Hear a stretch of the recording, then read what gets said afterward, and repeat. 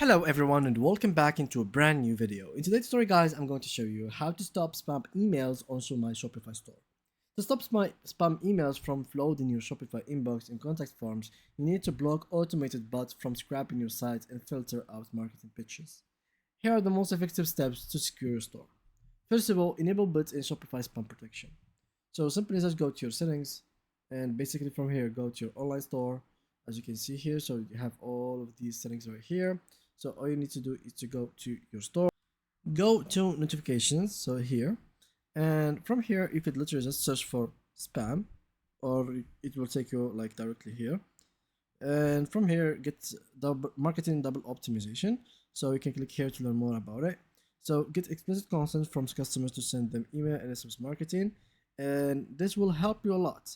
This will help you a lot to actually make customers get their email, and at the same time we can verify each email in here and how it should be sent to you and how emails should be when they are delivered to you. So everything in here should be customly organized by you, how the order is verified, accepted, and sent to you.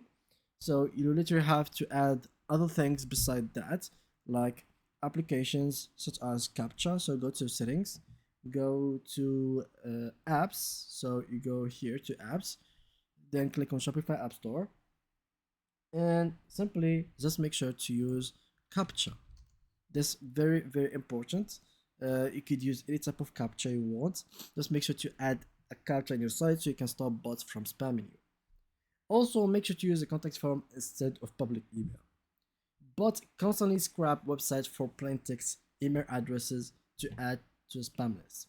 Remove your direct email addresses from the text of your website. So for example, here on Shopify, you won't find any text that has their email.